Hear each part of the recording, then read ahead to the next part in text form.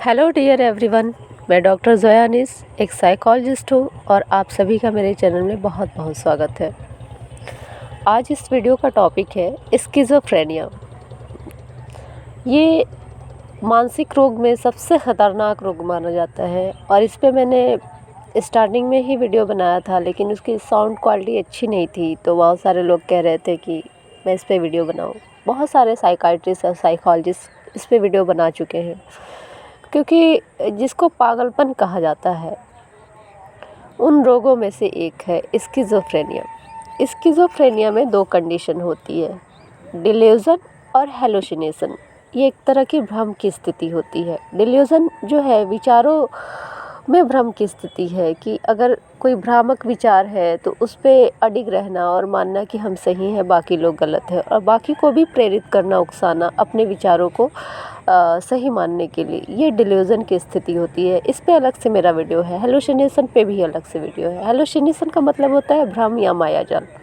हमको जो काल्पनिक चीज़ें दिखती हैं उसको हम सही मान लेते हैं क्योंकि वो हमको दिखती हैं, बाकी लोग उस पर विश्वास नहीं करेंगे क्योंकि सबको नहीं दिख रही हैं। अब स्किज़ोफ्रेनिया में है जो पेशेंट है, रोगी है, उसको डिल्यूज़न और हेलुसिनेशन एक प्रबल इच्छा शक्ति के साथ ये चीज़ें उसमें पाई जाती हैं। रोगी को भ्रम की स्थिति हो जाती है, जैसे कि वो कोई, उसको ऐसा भ्रम हो जाता है कि वो कोई ताकतवर व्यक्ति है या अमीर व्यक्ति है या कोई भी काल्पनिक व्यक्ति तो अपने आप को स्वयं को समझ लेता है। भले ही वो वास्तविकता में कुछ और हो, लेकिन जो भी उसकी कल्पना में है, जो भी स्वयं को वो मान लेता है या फिर ऐसा मान लेता है कि हम दुनिया के सबसे ताकतवर व्यक्ति हैं, या कोई हमको और संचालित करता है, या फिर उसको कोई साया दिख रहा है या कोई काल्पनिक व्यक्तित्व दिख रहा है, उसकी कल्पना में है, उसको दिख रहा है, उसको भ्रमजाल की स्थिति में वो बना हुआ है, डिल्यूजन हेलुसिनेशन से घिरा हुआ है, बाकी लोग को नहीं दिख रहा है।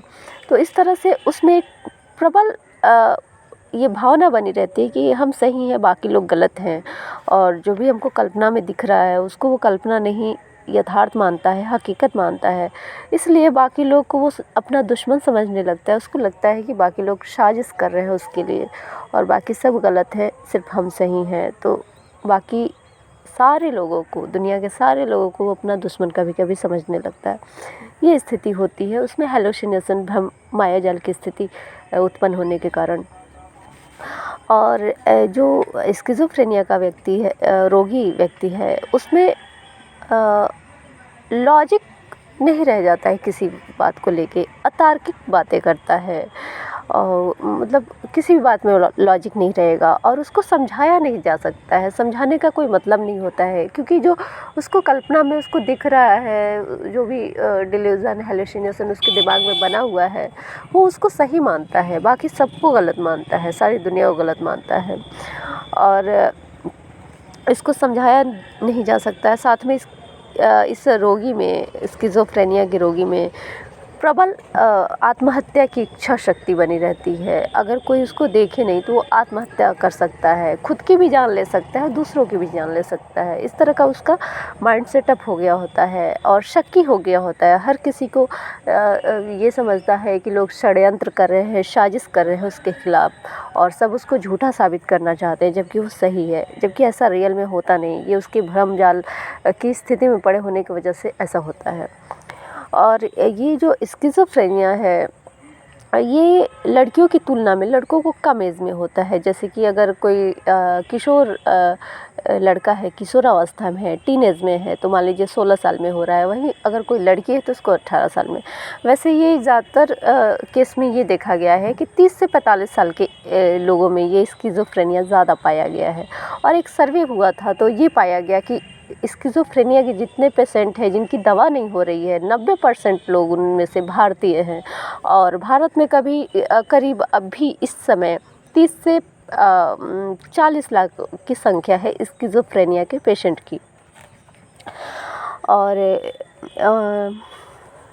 इसका कारण ये है कि पहला कारण तो जेनेटिक है, यानी कि आनुवंशिक। अगर माँ बाप में है या ख़ानदान में किसी में है, दादा में, नाना में या नानी में, दादी में या माँ में, बाप में, किसी में भी है, तो ये आगे के जनरेशन में रन करता है, ये आनुवंशिक होता है। उसके बाद दूसरा कारण है ड्रग्स के वजह से, जैसे कि मारिजुआना, जिसको हम गांजा भांग वगैरह कह सकते हैं। मारिजुआना पे भी अलग से मेरा वीडियो है, बहुत सारी कैटेगरीज में अलग अलग होती हैं। तो ड्रग्स भी इसका कारण हो सकता है।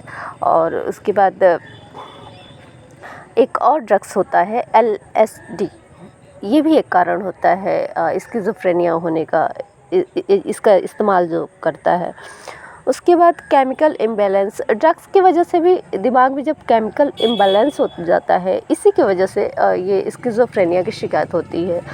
और कभी कभी होता है कि कोई ट्रॉमा या शॉक या किसी भी तरह का मानसिक आघात है, चोट लगा है दिमाग में, ये भी कारण होता है स्किज़ोफ्रेनिया का। तो ये कारण हो गए, जैसे कि जेनेटिक हो गया, ड्रग्स का इफ़ेक्ट हो गया, केमिकल इम्बैलेंस दिमाग में, या फिर ट्रॉमा या शॉक किसी तरह का हो गया, दिमाग में चोट, ये सारे कारण होते हैं। या फिर कोई और रोग है जैसे कि बाइपोलर डिसऑर्डर है, ये भी एक ख़तरनाक रोग माना जाता है। उस पर अलग से मेरा वीडियो है, उसके बारे में हम यहाँ बात नहीं करेंगे।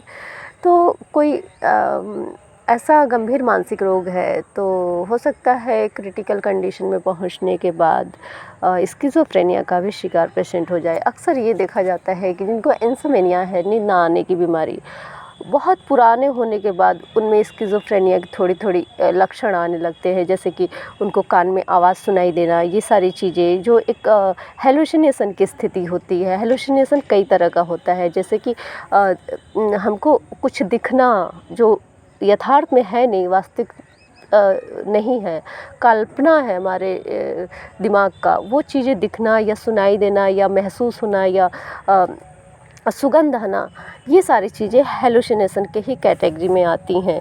जो चीज़ें नहीं है वो दिखना, जो चीज़ें नहीं है वो महसूस होना, स्पर्श महसूस होना, गंध महसूस होना, स्वाद महसूस होना, जबकि वास्तव में वो है नहीं।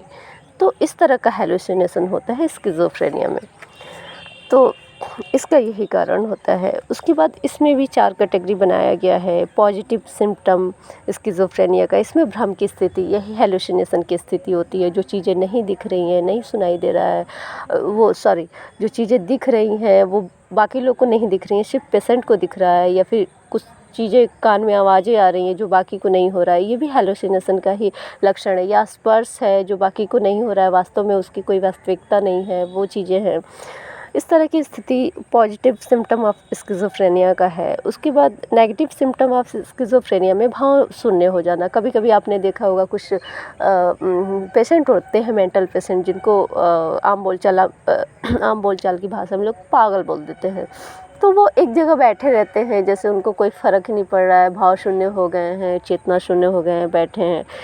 तो ये नेगेटिव सिम्टम ऑफ स्किज़ोफ्रेनिया माना जाता है। उसके बाद कॉग्निटिव सिम्टम ऑफ स्किज़ोफ्रेनिया, इसमें बहुत ज़्यादा इमोशनल, बहुत ज़्यादा पॉजिटिव सोचना या बहुत ज़्यादा नेगेटिव सोचना। अगर एग्जांपल के तौर पे हम सोचें तो सपोज़ दैट मान लीजिए कोई स्किज़ोफ्रेनिया पेशेंट है, बहुत पॉजिटिव है, तो किसी चीज़ के बारे में अगर उसने अपनी राय बना ली है, नहीं ये व्यक्ति अच्छा है, तो उसको एकदम आंख बंद करके कहेगा नहीं बहुत अच्छा है। या फिर बहुत बुरा मान ले तो अपने किसी हितैषी को ही कहे नहीं ये साजिश कर रहा है, ऐसा है वैसा है। तो इतनी प्रबल इच्छा शक्ति उसकी बन जाएगी कि उसके प्रति बहुत नेगेटिव हो जाएगा, शायद उसकी जान भी ले सकता है। इस तरह की चीज़ें नेगेटिव सिम्टम ऑफ स्किज़ोफ्रेनिया में रखा जाता है। ऐसे ही इमोशनल जो सिम्टम है, इसमें भी यही चीज़ें, या तो बहुत ज़्यादा इमोशनल होकर बहुत ज़्यादा पॉजिटिव हो जाएगा या बहुत ज़्यादा नेगेटिव हो जाएगा।